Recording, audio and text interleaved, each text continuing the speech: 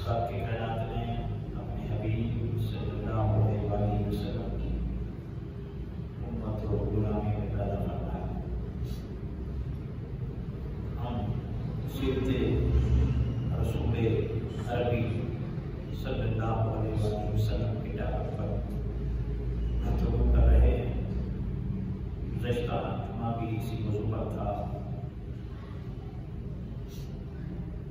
تاکہ ہمیں حضور کی سیرت سے اپنی سیرت کو بہتر کرنے کا موقع فراہم ہو۔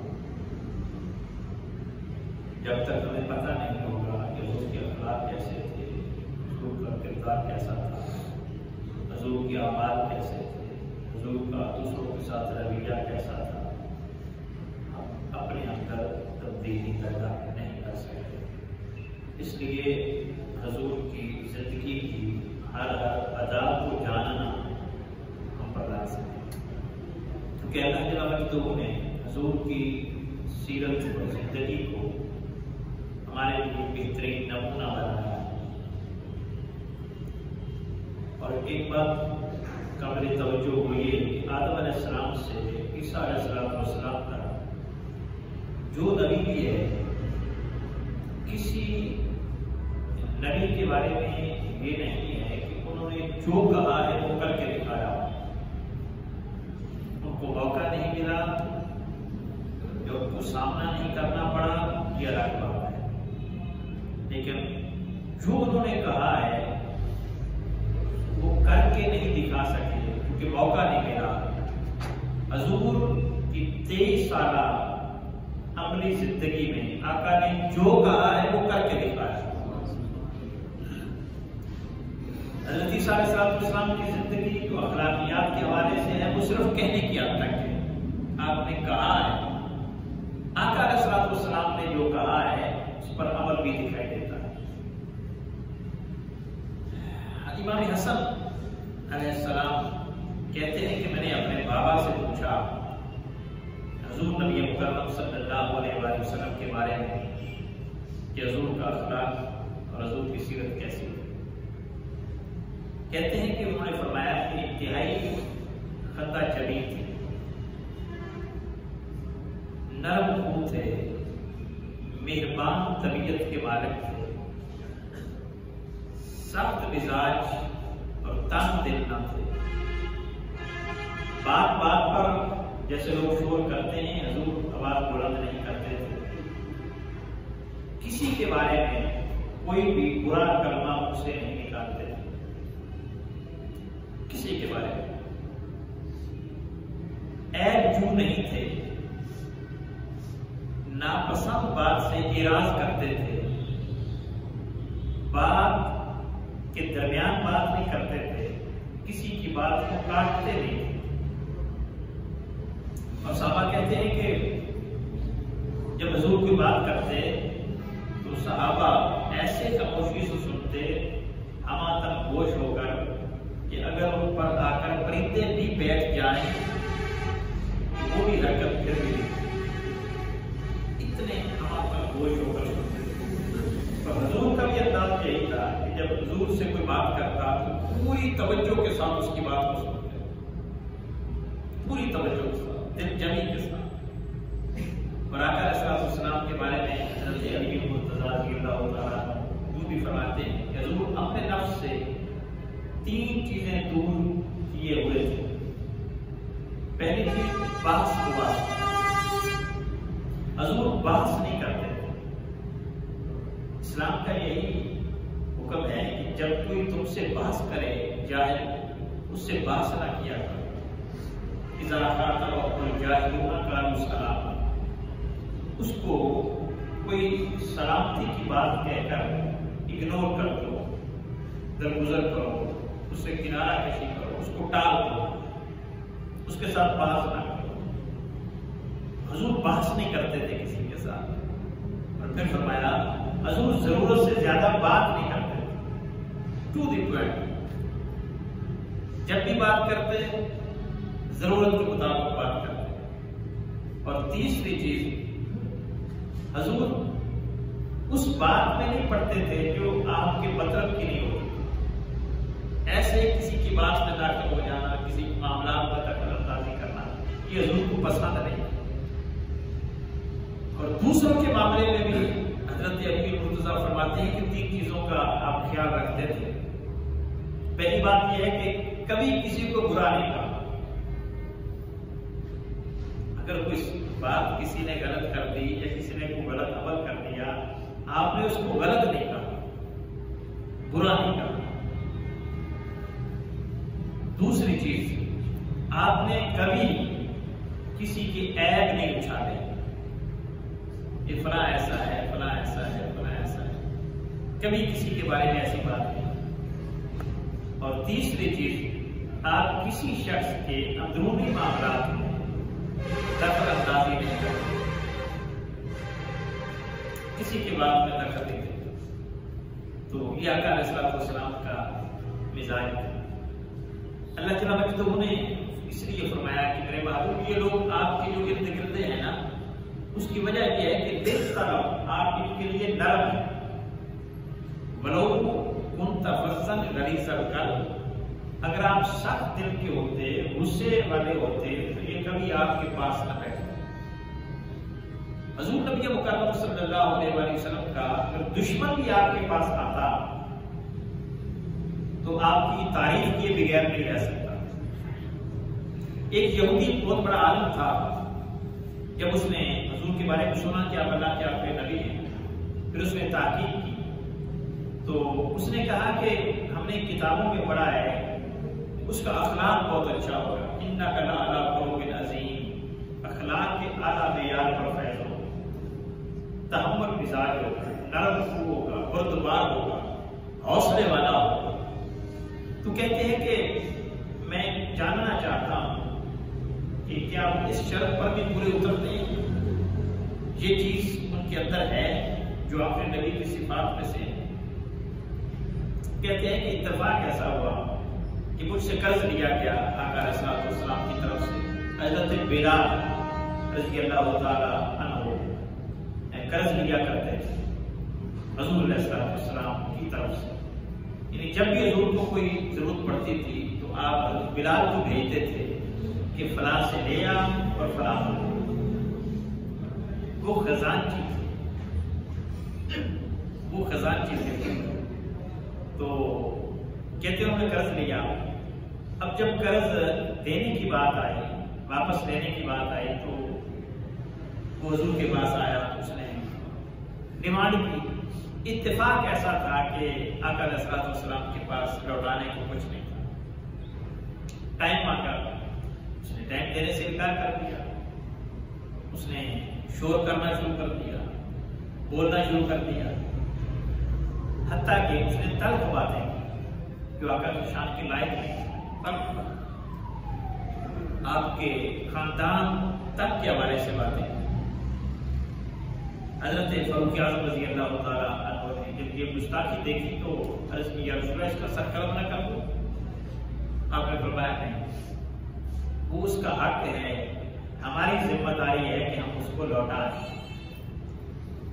اور جاؤ کہیں سے بندوبست کرو، اور اتنے سا چونکہ زیادہ ہو چکے ہیں، اتنے سا انہوں نے فرمایا کچھ سا اس کو زیادہ دینا، اس وجہ سے کہ اس کو قرض لوٹانے میں تاخیر ہو گئی، تاخیر ہو گئی۔ اور پھر جب اس نے یہ معاملہ دیکھا تو اس نے کہا واقعتاً آپ اللہ کے آخری نبی۔ ایک بدو شخص تھا، گوشت بیچتا، اس کا گوشت حضور نے لے لیا اور کہا کہ میں گھر جا کر آپ کو دیتا ہوں۔ جب حضور گھر آئے تو اتفاق سے کچھ نہیں تھا، اب اس نے پھر چیخنا شروع کر دیا، مجھے وہاں سے لائے ہیں، گوشت بھی لیا ہے، تو آپ نے دینی لوگ اکٹھے ہو گئے، تو وہ بولتا جا رہا تھا، صحابہ اس کو روک رہے تھے، انہوں نے فرمایا اس کا حق ہے، اس کو بولنے دو، ہماری ذمہ داری ہے کہ ہم اس کا بندوبست کریں، وہ ٹھیک بول رہا ہے۔ پھر بھی حضور نے برا بھلا نہیں کہا، اور جب اس کو لوٹا دیا پھر اس نے کہا میں نے آپ سے بڑھ کے اچھے اخلاق کا مالک کبھی کسی شخص کو نہیں دیکھا۔ تو مزہ تب ہوتا ہے کہ جب غیر تعریف کرے، دشمن تعریف کرے، جب معاملات میں لوگوں کا پتہ بھی چلتا ہے، معاملات میں لین دین میں لوگوں کا پتہ چلتا ہے کہ ان کی اصل حقیقت کیا ہے۔ زبان کے تو سبھی میٹھے ہوتے ہیں الا ماشاءاللہ، معاملات کے کیسے ہیں پھر پتہ چلتا ہے، ان کا لین دین کیسا ہے، کا بیہیویئر کیسا ہے۔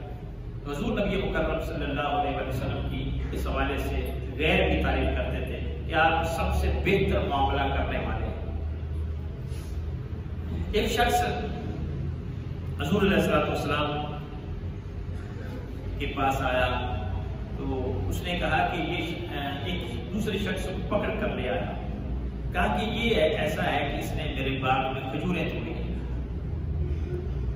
تو جس کو پکڑ کر لایا تھا اس نے کہا حضور اس نے مجھے مارا بھی ہے، میرے کپڑے بھی اتار دیے اور پھر مجھے آپ کے پاس بھی لے آئے۔ اب آقا علیہ السلام نے فرمایا کہ تو نے غلط کیا ہے، ایسا نہیں کرنا چاہیے تھا، تجھے چاہیے تھا اس کو تعلیم دیتا اور تجھے چاہیے تھا کہ بھوکا ہے اس کو کھانا کھلاتا، تجھے یہ چاہیے۔ اور پھر حضور نے اس سے کہا کہ اس کے کپڑے واپس کرو، اور آقا علیہ السلام نے اپنی طرف سے کئی سا کھجوریں اس کو دی۔ تو حضور نبی مکرم صلی اللہ علیہ وسلم اس طرح کے معاملات میں ان کے ساتھ کرتے تھے کہ کسی کو تکلیف نہیں ہوتی تھی اور آپ کسی پر بوجھ نہیں بنتے تھے، کیونکہ آپ دیکھیں بڑی معمولی چیز ہے۔ اور میں حیران ہوا، یقین کریں کہ حضور کی سیرت کا یہ پہلو دیکھ کر اکثر و بیشتر ہمارے ساتھ بھی ایسا ہوتا ہے، ہر شخص کے ساتھ یہ کہتے ہیں کہ جب آقا علیہ السلام سفر میں ہوتے یا سفر شروع کرنے والے ہوتے اور اونٹ پر سوار ہو چکے ہوتے اور ہاتھ میں کوڑا جو ہے اونٹ کو مارنے کے لیے اور چلانے کے لیے، ہٹکانے کے لیے، وہ نیچے رہ جاتا یا نیچے گر پڑتا، تو صحابہ کہتے ہیں کبھی حضور نے کسی کو نہیں کہا کہ یہ مجھے پکڑانا، حضور اونٹ کو بٹھاتے، اترتے اور خود پکڑتے تھے۔ قربان، اتنی بھی کسی کو تکلیف دینا میرے نبی کو گوارا، اتنی تکلیف خود پکڑ، کسی پر بوجھ نہیں بنتے۔ اور ایک شخص آقا علیہ السلام کے پاس آیا، حضور بڑے اچھے اخلاق سے اس کو ملے، اس کے ساتھ اس نے سلوک کیا، اس کی آؤ-بھگت کی، اس کو بٹھایا۔ صحابہ نے کہا یا رسول اللہ یہ تو بڑا برا شخص ہے، بد اخلاق ہے، اور آپ بھی جانتے ہیں کہ یہ بد اخلاق ہے، تو آپ اس طریقے سے اس کے ساتھ پیش آ رہے ہیں۔ میرے حضور نے فرمایا اس کی بد اخلاقی کی وجہ سے میں اپنا اچھا اخلاق کیوں چھوڑوں؟ سبحان اللہ، وہ جیسا بھی ہے اس کا معاملہ اس کے ساتھ ہے، میں اپنے اخلاق کو کیوں چھوڑوں؟ تو آقا برے لوگوں کے ساتھ بھی اچھا سلوک کرتے ہیں۔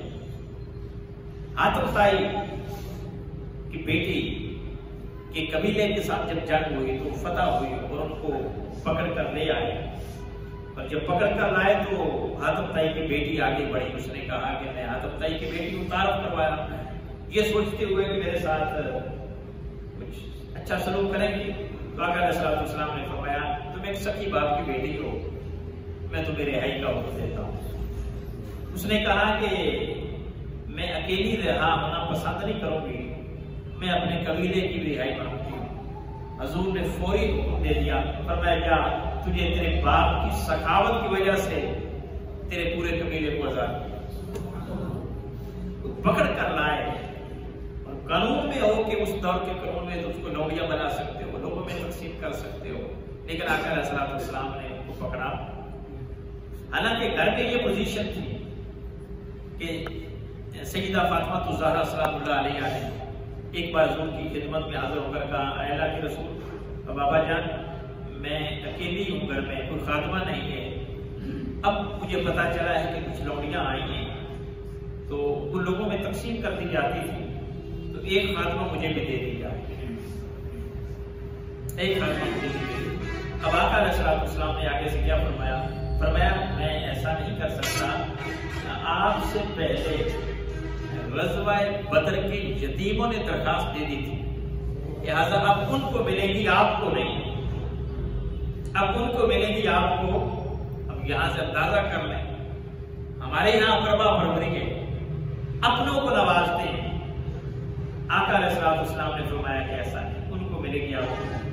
تو جب انہوں نے اصرار کیا تو حضور نے فرمایا کہ خادمائیں تو نہیں مل سکتی، لوگیاں تو نہیں مل سکتی، آپ کو تسبیح بتا دیتا ہوں، وہ تسبیح پڑھیے۔ وہ تسبیح فاطمہ مشہور ہے، تو جو ہم پڑھتے ہیں ہر نماز کے بعد پڑھنی چاہیے اگر وقت ہو تو، وہ تسبیح ہے کہ 33 بار الحمدللہ، 33 بار سبحان اللہ، 33 بار الحمدللہ اور 34 بار اللہ اکبر۔ سبحان اللہ، الحمدللہ اور اللہ اکبر، 100 فگر پورا ہو جاتا ہے۔ تو یہ پڑھ لیا کرو، آپ کی تھکاوٹ دور ہو جائے گا رات سونے سے پہلے۔ لیکن لونڈی نہیں دی، خادمہ نہیں دی،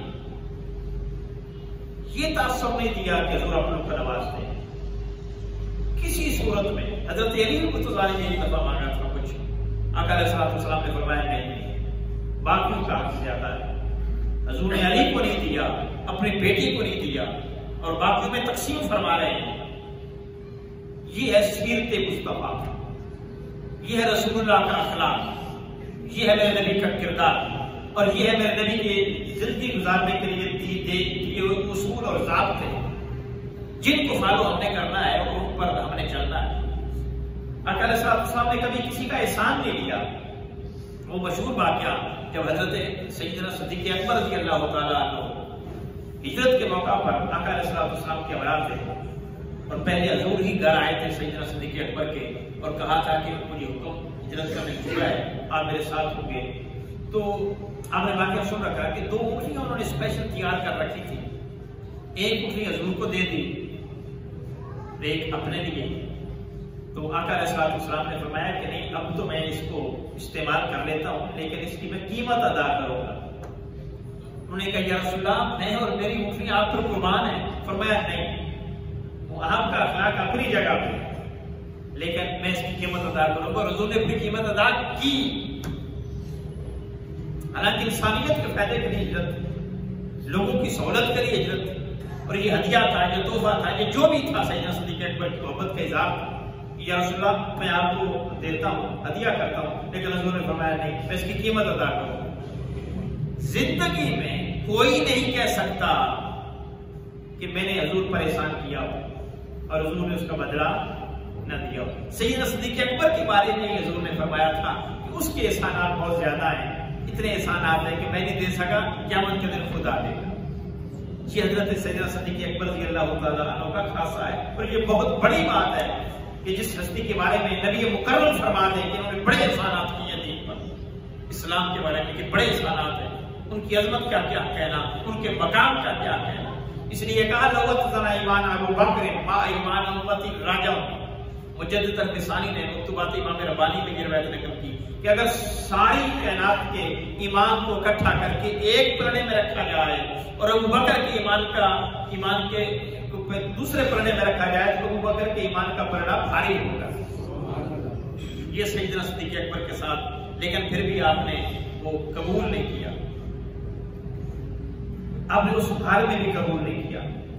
کوئی بھی ایسا احسان آپ پہ کرتا، یہ مسجد نبوی بنی تھی، تو آقا علیہ السلام نے پوچھا اس کے مالک کون ہے، اس جگہ کے مالکوں کو بلایا تو ان کو پے کرنا چاہا، انہوں نے کہا یا رسول اللہ وقف کرتے ہیں۔ حضور نے فرمایا نہیں۔ آقا علیہ السلام نے ان کی پیمنٹ بھی کی، مسجد نبوی کی جگہ کی پیمنٹ رقم ادا کی۔ تو حضور نبی مکرم صلی اللہ علیہ وسلم کے پاس ایک خاتون آئی، آقا علیہ السلام کے پاس جب آئی تو حضور ان کے احترام کے لیے کھڑے ہو گئے اور پھر اپنی مسند بٹھا دی، مسند پہ بٹھایا۔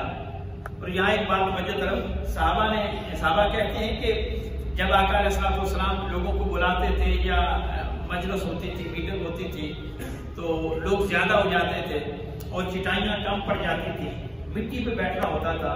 میں حیران ہوا، کہتے ہیں آقا علیہ السلام اپنی چادر دیتے تھے کہ یہاں بچھا لو، بات کیا اپنی چادر اتار کر دیتے تھے کہ یہ بچھا کر بیٹھ جاؤ۔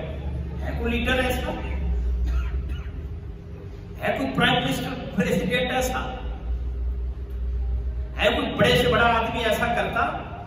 وہ تو غریبوں کو اپنے ساتھ چارپائی پہ بیٹھنے کی اجازت نہیں دیتا امیر آدمی، تو آقا علیہ السلام اپنی چادر دے رہے ہیں کہ اس پر بیٹھ جاؤ۔ تو آقا علیہ السلام نے اس کو ساتھ بٹھایا، ہر کسی سے کٹ کے اس کے ساتھ باتیں کرتے رہے۔ جب اس کے رخصت کا وقت آیا تو آقا علیہ السلام نے تحفے دیے، بہت ساری چیزیں دی اور روانہ کیا بڑے اہتمام کے ساتھ. بعد میں صحابہ نے پوچھا یا رسول اللہ یہ کون خاتون تھی؟ آپ نے بڑا اہتمام کیا، اس کو پروٹوکول دیا، اس کی عزت افزائی کی، پھر تحفے دیے. حضور نے فرمایا یہ میری ماں حلیمہ سعدیہ، حضور کی رضائی ماں. تو آپ یہ سلوک کر رہے ہیں، ایسا رویہ آپ رکھ رہے ہیں صحابہ کے ساتھ.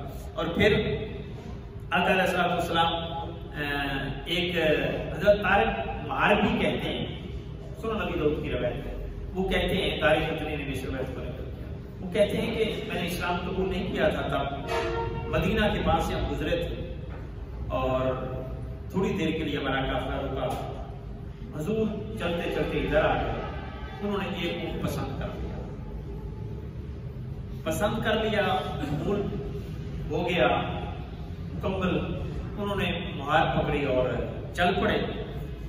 اب ادائیگی کی بات ہم نے بھی پوچھی کہ اب کم کرو؟ نہیں، حضور نے کہا ہے کہ میں کم کروں گا. آقا علیہ السلام لے کر چل پڑے. جب حضور چلے گئے تو بعد میں چھ گوئیاں ہو گئی کہ ہم نے اس شخص کو پوچھا نہیں کہ کون ہو، کہاں سے آئے ہو، ہم نے اونٹ بھی دے دیا. اب معلوم نہیں کہ وہ ہمیں واپس کریں گے یا نہیں کریں گے. یہ باتیں ہو رہی تھی، خدشات تھا، لوگوں کو تحفظات تھے کہ ہمارا کیا بنے گا. اونٹ سے جاتا اس قافلے کے سالار کی بیوی، وہ پھر لوگوں کو مخاطب ہو کر کہتی ہے آپ فکر نہ کرو، میں نے اس شخص کے چہرے کو بڑے غور سے دیکھا ہے. اور یہ حدیث کے الفاظ ہیں، خدا کی قسم 14ویں رات کی چاند سے بڑھ کر چمکتا ہوا چہرہ پایا اس کا، اور اتنا خوبصورت چہرے والا شخص کبھی جھوٹا نہیں ہو سکتا. اتنا خوبصورت چہرہ رکھنے والا شخص کبھی جھوٹا. یہ باتیں ہو رہی تھی، ادھر سے حضور کا قاصد آ گیا، اس نے بھاؤ جو ہوا تھا وہ رقم ادا کر. اللہ تعالیٰ مجدہ نے قرآن مجید میں آقا علیہ السلام کو یہ فرمایا محمد سائلہ فلا تنہر، میرے محبوب جو آپ کے پاس آئے جو مانگے اس کو جھڑکنا نہیں، اس کو ڈانٹنا نہیں ہے، اس کو یہ نہیں کہنا کہ نہیں ہے. اس لیے ایک نہیں ہے جو میرے محبوب کی زبان میں نہیں ہے، یہ کہا جاتا ہے. آقا علیہ السلام نے بھی زندگی بھر کسی کو نہیں کہا. بلکہ حضرت بلال کہتے ہیں کہ جب کوئی شخص آتا ہمارے گھر میں کچھ نہ ہوتا، کیونکہ میں نے پہلے کہا کہ حضرت بلال خزانچی تھے، وہ کہتے ہمارے گھر میں کچھ نہیں ہوتا تھا تو آقا علیہ السلام فرماتے کہ فلاں سے قرض لو اور اس کی مہمان نوازی کرو. حضور قرض لے کر اس کی مہمان نوازی فرماتے تھے اور پھر وہ قرض کی ادائیگی ہوتی. بات تو قرض لے کر بھی حضور کی بارگاہ سے کوئی خالی نہیں کہ حضور دے رہے ہیں. تو آقا علیہ السلام کیونکہ اللہ نے فرمایا حضور کو کہ محمد صاحب علیہ وسلم میرے محبوب آپ کسی کو جھڑکا نہ کریں، انکار نہ کیا کریں، واپس نہ بھیجا کریں، منع نہ کیا کریں. پھر یہی وجہ ہے کہ حضور کی بارگاہ سے جو آیا ہے وہ خالی نہیں گیا.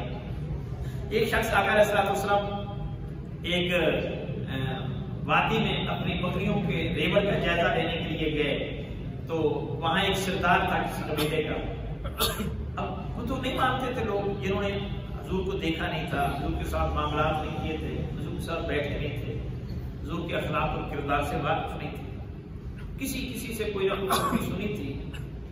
لیکن اس نے کہا کہ آج مسلمانوں کا نبی محمد صلی اللہ علیہ وسلم ادھر نظر آئے ہیں، میں ان کے اخلاق اور کردار کا اندازہ ہوگا اور ان کی سخاوت کا سنا ہے کہ بڑے سخی ہیں. تو وہ گئے تو انہوں نے کہا کہ میں غریب ہوں، مستحق ہوں، آپ میری مدد کرو گے؟ تو آقا علیہ السلام نے فرمایا آدھا ریوڑ لے جا. اب اس کے ذہن میں یہ تھا کہ ایک آدھ بکری مل جائے گی، بڑی غنیمت تھی. جب حضور نے آدھے ریوڑ کا کہا تو بڑا حیران ہوا. اس نے کہا چلو اور آزماتا ہوں. اس نے کہا کہ میری کمی تو پوری ہو جائے گی، میرا پورا قبیلہ غریب ہے، آپ اس کی مدد بھی کرو. حضور نے فرمایا جب سارا دے جا. وہ ریوڑ لے کر چل پڑا. اب اپنے قبیلے کے پاس جب گیا تو قبیلے والوں کو اکٹھا کیا، سردار تھا، اس نے لوگوں کو اکٹھا کر کے اس نے کہا لوگوں تم گواہ بن جاؤ، خدا کی قسم مسلمانوں کا نبی محمد بڑا سخی ہے اور اتنا سخی شخص کبھی جھوٹا نہیں ہو سکتا. جھوٹے شخص نے تو مال کمانا ہوتا ہے، اس نے تو ذخیرہ اندوزی کرنی ہوتی ہے، اس نے تو مال بچانا ہوتا ہے، وہ تقسیم تھوڑا ہی کرتا ہے. وہ لوگوں کو لوٹتا ہے، لوگوں پر لٹاتا نہیں. وہ لوگوں سے لیتا ہے، لوگوں کو دیتا نہیں۔ تو تاجدار کائنات جو لوگوں کو دے رہے ہیں، عطا کر رہے ہیں، لٹا رہے ہیں، کبھی کسی کو روکا نہیں، منع نہیں کیا، اس کی وجہ یہ ہے کہ آپ سچے ہیں، آپ سچے۔ تو آقا علیہ السلام وہ مشہور واقعہ کہ جس خاتون کو آپ نے جنگل میں دیکھا، اس نے حضور کو بلایا کہ ایک لکڑے میں بیٹھا ہے کہ مجھے گھر تک پہنچا دو۔ یہ سبق آموز واقعہ ہے، اس کو بار بار سنیں، بار بار پڑھیں تو ایک لطف آتا ہے، شاید ہمارے دل میں بات اتر جائے اور ہم لوگوں کے دکھ یوں دور کریں جیسے ہمارا نبی کرتا تھا۔ لوگوں کے ساتھ ایسے کام آئیں، لوگوں کو فیسیلیٹیٹ کریں، لوگوں کو سہولتیں پہنچائیں، نہ کہ کسی کو تکلیف اور دکھ میں دے کر آگے گزر جائیں۔ وہ کیا کہا کسی نے، دنیا میں ہیں وہی لوگ اچھے، آتے ہیں جو کام دوسروں، جو دوسروں کے کام آتا ہے خدا اس کے کام آتا ہے۔ حدیث پاک آقا علیہ السلام نے فرمایا جو لوگوں کی حاجتیں پوری کرتا ہے خدا قیامت کے دن اس کی حاجتیں پوری کرے گا۔ جو لوگوں کے گناہوں پر پردہ ڈالتا ہے خدا اس کے گناہوں پر پردہ ڈالے گا۔ یہ جیسا سلوک خدا کے بندوں سے انسان کرے گا، وہ اچھا ہے یا برا ہے، ویسا سلوک اس کے ساتھ ہوگا۔ اچھائی کرے گا اچھائی ملے گی، اس بندے سے نہ ملے لیکن اللہ کی طرف سے ملے گی۔ برائی کرے گا برا سلوک کیا جائے گا۔ اور ایک سابقہ امت میں سے ایک شخص تھا، آقا علیہ السلام نے اس کا حال بیان کیا کہ مرنے کے بعد جب اس کا حساب و کتاب لیا جانے لگا تو پوچھا گیا کہ اس کے نامہ اعمال میں کیا ہے۔ فرشتوں نے کہا بھائی تعالیٰ آپ کی تو کوئی خاص نیکی نہیں ہے، ایک نیکی ہے جو ریپیٹ ہو رہی ہے، بار بار آ رہی ہے اس کے نامہ اعمال میں۔ وہ کیا؟ وہ یہ ہے کہ اس کے بہت بڑا آدمی تھا، اس کے غلام تھے، نوکر تھے، چاکر تھے، تو یہ معاف کر دیتا تھا، ان سے کوئی غلطی ہوتی تھی تو معاف کر دیتا تھا۔ یہ معافی کی نیکی بار بار اس کے نامہ اعمال میں آ رہی ہے، باقی اس کے گناہ زیادہ ہیں۔ تو اللہ فرماتا ہے کہ جاؤ، اگر یہ بندہ ہو کر میرے بندوں کو معاف کر دیتا تھا، میں خدا ہو کر اس بات کا زیادہ حق رکھتا ہوں کہ اپنے بندے کو معاف کرتا ہوں۔ جو اللہ کے بندوں کو معاف کرتا ہے خدا اس کو معاف کرتا ہے، جو اس کے ساتھ بھلا کرتا ہے خدا اس کے ساتھ بھلا کرتا ہے۔ انسانیت کا جو فائدہ سوچتا ہے خدا پھر اس کا فائدہ سوچتا ہے، جو انسانیت کو سہولتیں دیتا ہے خدا اس کو سہولتیں دیتا ہے۔ تو آقا علیہ السلام نے دیکھا کہ وہ بڑھیا جو گٹھا اٹھا کر گھر نہیں پہنچ سکتی تھی، حضور نے وہ اٹھا لیا۔ اب وہ نہیں جانتی تھی، نہیں پہچانتی تھی، تو راستے میں وہ نصیحتیں کرنے لگی ہے کہ بیٹا تو بہت اچھا ہے، تو میرے کام آیا، لیکن ایسا کرنا کہ مکہ میں ایک شخص ہے، وہ جادوگر ہے، کہنے فلاں فلاں فلاں، جو لوگ کہا کرتے تھے اس نے کہنا شروع کر دیا، اس کے پاس نہ جانا ورنہ اپنے مذہب سے دور ہو جاؤ گے۔ حضور سنتے رہے چپ کر کے، مسکراتے رہے، وہ برا بھلا جو بھی ہے وہ کہتی رہی، جو بھی کہتی رہی اس کے منہ میں آتا تھا۔ جب اس کو منزل مقصود تک پہنچا دیا، حضور نے اپنا تعارف اب بھی خود نہیں کروایا۔ وہ پوچھتی ہے بیٹا ذرا جانتے ہو مجھے اپنا نام تو بتا جا، تو ہے کون؟ میرے آقا مسکرا کر کہتے ہیں ماں جس کو سارے راستے برا بھلا کہتی رہی مجھے وہی محمد کہتے ہیں۔ یہ ہے کردار میرے نبی کا، یہ ہے سیرت میرے نبی، عظیم سیرت، عظیم کردار۔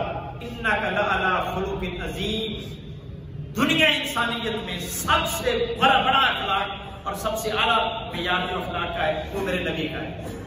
کوئی آپ کا اس میں ثانی نہیں ہے، کوئی آپ کا اس میں شریک نہیں ہے، دور دور تک کوئی قریب نہیں پہنچ سکا میرے نبی مکرم صلی اللہ علیہ وسلم۔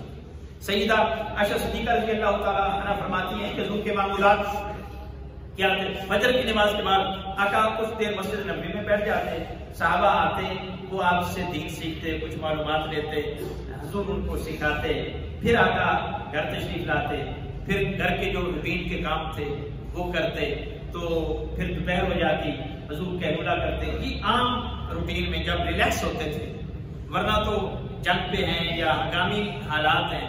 10 سال میں تو 26-27 جنگیں لڑی اور لڑوائی ہیں، آپ کچھ خود لڑی ہیں کچھ لڑوائی، ہنگامی حالات زیادہ رہے، لیکن جو نارمل حالات تھے اس میں حضور کی یہ معمولات تھے۔ تو گھر کے کام کرتے دوپہر تک، پھر قیلولہ کرتے، اس لیے کہا گیا نا قیلولہ سنت ہے، قیلولہ کرنا سنت ہے۔ اور عرب ممالک میں آج بھی ہے، لیکن پہلے تو یہ ان کا کلچر تھا، دستور تھا کہ وہ لازمی دوپہر کے وقت آرام کیا کرتے تھے، ظہر تک 12 بجے سے جب سورج بالکل اوپر ہو تو اس وقت سے لے کر جب تک سورج ڈھلے وہ گھنٹہ ڈیڑھ گھنٹہ قیلولے کا وقت ہے، تو وہ سنت ہے نبی مکرم صلی اللہ علیہ وآلہ وسلم کی۔ تو آپ قیلولہ فرماتے، پھر زور کی نماز پڑھتے، گرمیوں میں ٹھنڈا کر کے نماز کو پڑھنا یہ مستحب ہے۔ ہم اوقات کی بھی رہتے ہیں نا کہ مستحب وقت کون سا ہے، گرمیوں میں ٹھنڈا کر کے پڑھنا اور سردیوں میں پہلے پڑھنا یہ مستحب ہے۔ پھر نماز ظہر کے بعد پھر حضور کام کرتے عصر تک، پھر عصر کی جب نماز ادا فرماتے، عصر کی نماز ادا کرنے کے بعد پھر حضور ازواج مطہرات کے پاس جاتے۔ یہ سلسلہ عشاء تک جاری رہتا، یعنی سارے ازواج کے پاس ان کی خیر و عافیت دریافت کرنے کے لیے، بیوی کی خیر و عافیت دریافت کرنے کے لیے، یعنی عصر سے لے کر عشاء تک یہ سلسلہ رہتا۔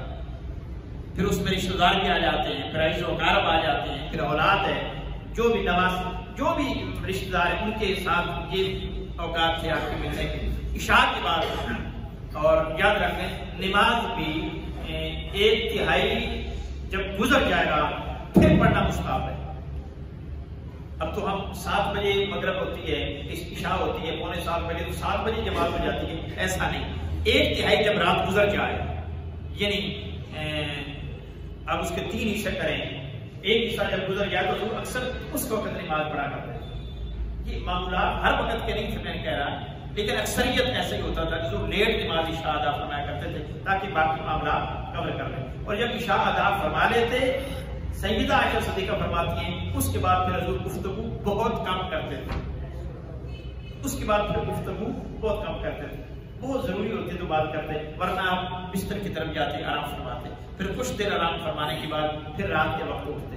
تو یہ آقا علیہ الصلوۃ والسلام کے گھر کے معاملات ہیں۔ اور پھر حضرت سیدہ عائشہ صدیقہ فرماتی ہیں جب حضور ہم کام میں لگی ہوتی، یعنی عصر سے عشاء کا درمیانی وقت جو ہے یہ ازواج مطہرات کا وقت تھا، پھر عشاء کے بعد پھر جس کی باری ہوتی تھی پھر حضور اس کے گھر میں آرام فرماتے تھے۔ تو یہ جو وقت تھا تو آقا علیہ الصلوۃ والسلام اس وقت میں جب ہمارے گھر میں آتے تو حضور پھر ہمارے ساتھ کام میں شریک ہو جاتے، حتیٰ کہ آپ فرماتی ہیں کہ گھر میں جھاڑو حضور کو دیتے تھے، کپڑے دھوتے تھے، برتن دھوتے تھے، قربان جائے یہ میرے نبی کا کردار ہے کائنات میں کوئی ایسا جو اتنے معاملات بھی ڈیل کرے، مہمان نوازیاں بھی کرے، پھر گھر کو بھی ٹائم دے، پھر 9-10 ازواج کو بھی ٹائم دے؟